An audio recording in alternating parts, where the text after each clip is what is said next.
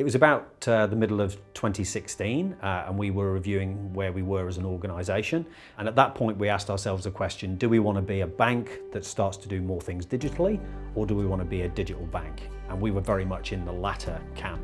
We would have to not only think differently about the sorts of experiences that we gave to our customers, but also in the way that we organised ourselves. So we set about on a total top to bottom sort of transformation of everything that we do here in the organisation. I don't think there is a cookie cutter approach from a transformation perspective. My biggest lessons learned is actually that it's people first.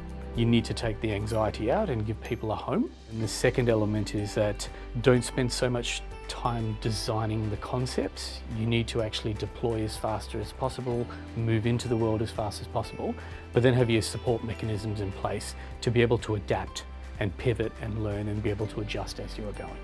I describe my journey in Everyday Banking Tribe here at Bankwest as something that was really scary to start with. It was an incredible leap of faith as a leader and to move towards the new ways of working, but at the same time really exciting knowing that we were actually doing something quite groundbreaking around changing our mindsets and the way we operated as an organisation, and the biggest change that we've actually probably seen in over 20 years here. Any change like this is fundamentally around culture.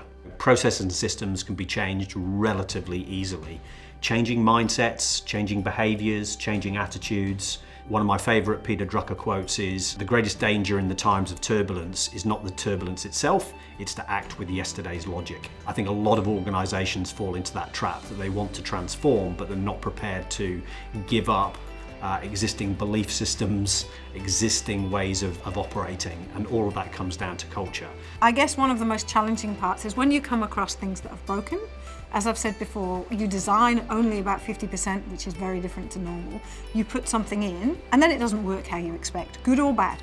But for people who are actually in that moment, if they're people who are looking for the future, it can be really frustrating and they can just find a barrier to what they want to do.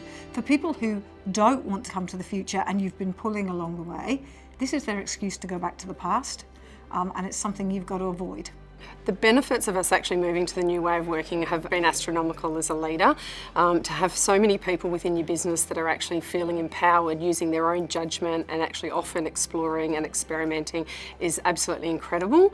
Clearly that's our customers winning at the end of the day. One of the biggest lessons that I've learned in this implementation process is the importance of resilience and kind of picking yourself up and really moving forward every day with just a new attitude. It's definitely been a long process and there's been ups and downs, and some days are better than others, but you've got the right team around you and you're doing the right work. It's always that small incremental progress. So if we look back, we can see how far we've come, but in the moment it can seem quite tough. We've seen our lead time to change improve dramatically. We've seen the frequency of our deployments go up considerably. We've seen improvements in operational risk performance, and we're seeing a pickup in colleague engagement. So lots and lots of benefits, and we're still really at the early stages of this transformation. We've got a long way to go and lots more benefits to harvest. As a leader, it's been terrifying and super exciting. It is hard work to always have to have the answers and have everyone watching you and expecting you to get it right the first time. And when you can step back and say, hey team, this is the problem, how are we going to solve it? And they come up with ideas that are better than anything that you could have thought about, that is super exhilarating and really rewarding, and makes you just want to come back and solve the next problem rather than having that fear every day, am I going to be able to make it work?